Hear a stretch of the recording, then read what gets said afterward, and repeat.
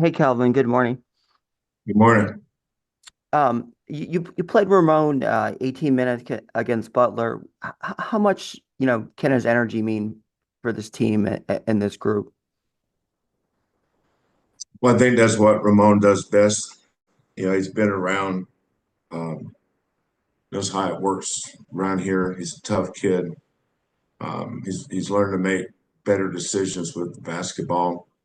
He's had to, um, all these kids were stars. All of them are stars where they came from. So when they come here, they all have to sacrifice something. That's the thing about being part of a team is you have to give up certain individual rights. Every team has guys that teams that win have guys that play key roles like Ramon. Thank you, Chris.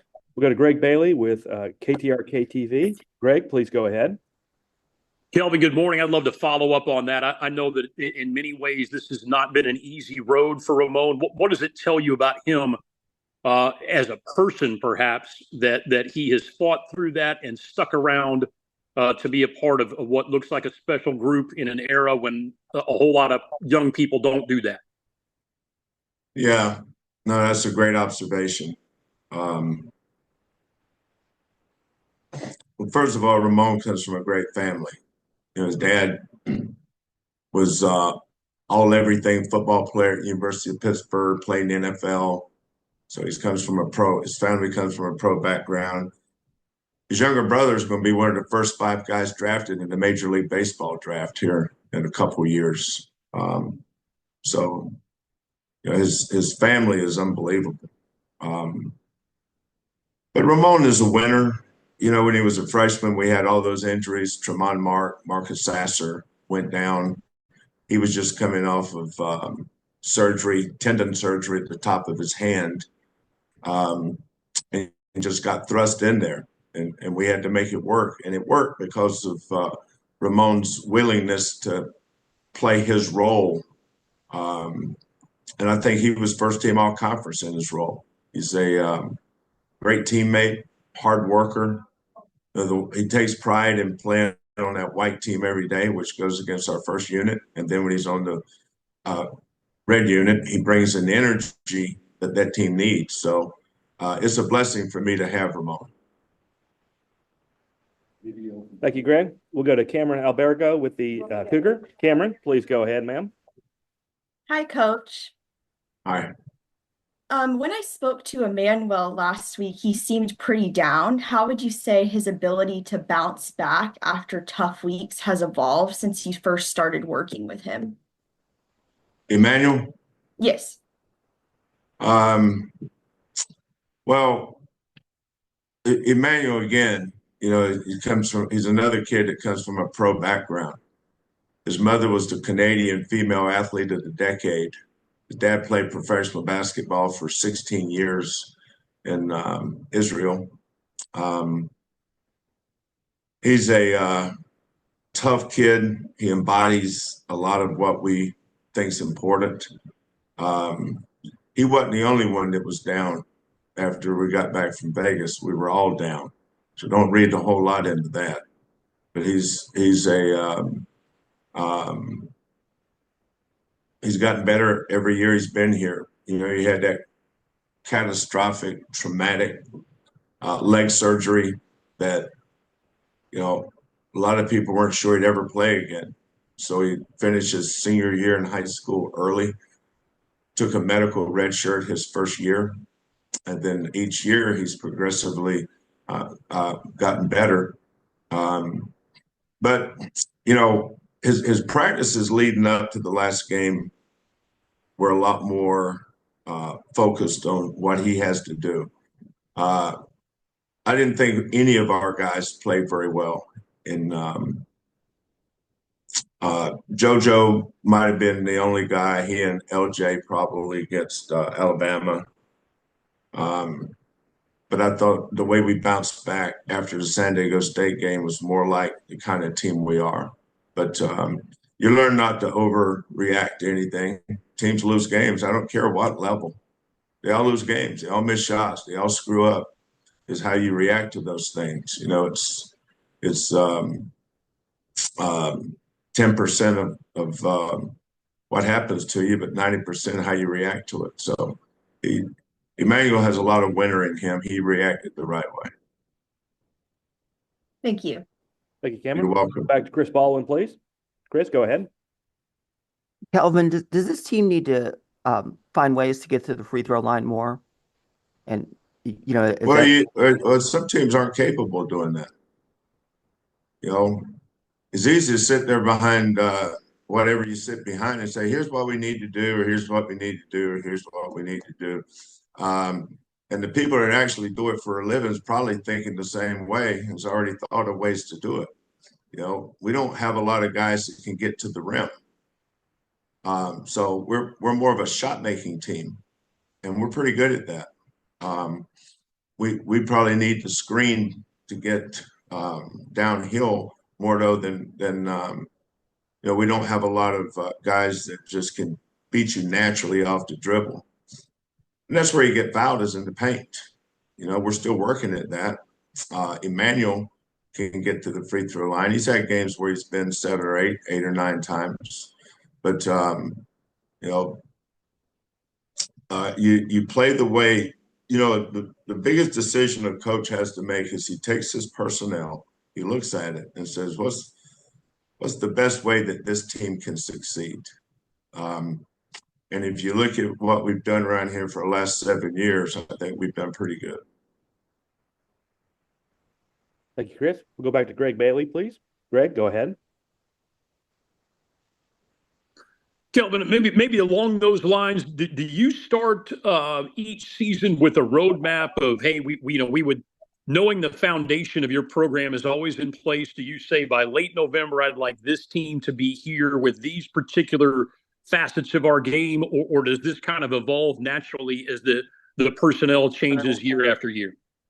Well, therein lies the difference in coaches and other people. I don't assume the foundation's already in place. Our foundation was not in place. It's taken us a while to get to our foundation. If you lose one guy, you're losing the whole team. You know, you got to start over. So we had to start over. And our 3 losses, you know, we're not playing this Slovenian junior team. We're playing 2 of the top 5 teams in the country. We lost at the buzzer to Alabama. We lost at the buzzer to Auburn. And we lost to a San Diego State team that's pretty good. So the key for us is keep working on our foundation and grow from there. But no, I don't have roadmaps. I live in the moment and figure out what to do each day. I don't plan practices. I plan practices based on what we need today. And but our kids will know how it is we want to win the game. You know, I have no idea what our record is. I think I have an idea the last whatever years, but every team is the same. None of them had a roadmap. You know, I don't know how many 30-win seasons we've had. I don't know how many championships we've won, but all those teams had to grow incrementally. I think we're a better team today on December the 9th than we were on November 9th. And that's the key. Are you getting better? You know, we need to get home and practice and get back to who we are. You know, and every coach has their way of getting their points across to their team. But I like the way we reacted Saturday for sure. Thank you. Thank you, Greg. We'll go back to Chris Baldwin, please. Go ahead, Chris. Kelvin, LJ has talked about trying to be more vocal and, you know, to get on, you know, his teammates more and show that leadership. Have you noticed a you know, difference from him on that? Yes. And how does that, you know, sort of play out? It's a work in progress. You know, the whole everything we do is a work in progress. You know, every team's leaders are different. I've had some teams that didn't have great leadership. It's been a long time since then, but Um, you know, our point guard is new, and so he was still trying to figure out what area code he's in for a long time. And then looking around his surroundings, he's got this coach is doing this player's doing this, coach is doing. He's just trying to survive. It's hard to lead when you're surviving. But LJ went through that last year. Now, he's and the good thing about it is and I talked to LJ about it, but LJ is capable of doing it. Not everybody has on every team. Not everybody has the same level of or passion to win. Some will if you lead them there, but you got to have a guy on the court. Our leadership wasn't very good in the 3 losses, but that starts with me. I got to do a better job. I got to figure. You're always trying to figure your team out. Now, there's always situations that occur, whether it be an injury or slump or something that you're trying to navigate through, but having a player that the other players can depend on. And I think LJ is working toward that. We'll go to Joseph Duarte with the Houston Chronicle. Go ahead, Joseph. Kelvin, how's Jacob McFarland been coming along since he had his surgery? He's been at practice every day since we got back.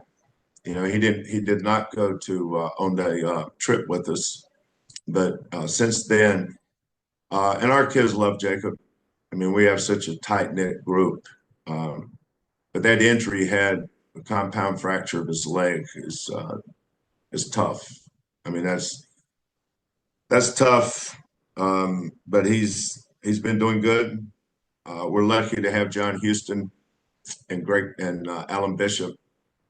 Those guys meet daily for the needs of our players, whether it's injuries or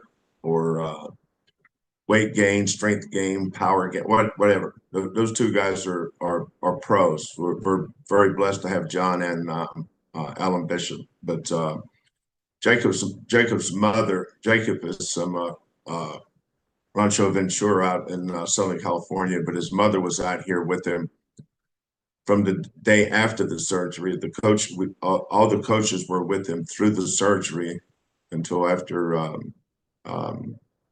the surgery that night he had it. But his mom was here the next day, and when she was here until she had to go back to work, and then his father came out, and his father was with him, I think, until we got back.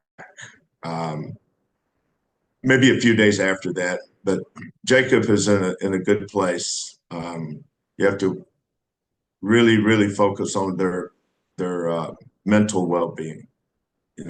Jacob's a basketball player. He's a student athlete. He came here to play basketball, and all of a sudden he had a traumatic injury, and now he's just now start back walking on his own, still limping, but he doesn't have a crutches or any kind of aid. He's doing it on his own. But John does such. I can't tell you how good John Houston is, and the relationship he has with our kids. We have time for a couple more questions. We'll go back to Chris Baldwin, please. Chris, go ahead, sir. Calvin, Juwan had, I think, 12 rebounds against Butler, and a big, part in that start you guys had. I mean, is he sort of getting back to where you need him to be with that? Yeah, I don't judge anything off one game. We'll see. Let's see how he does the next game.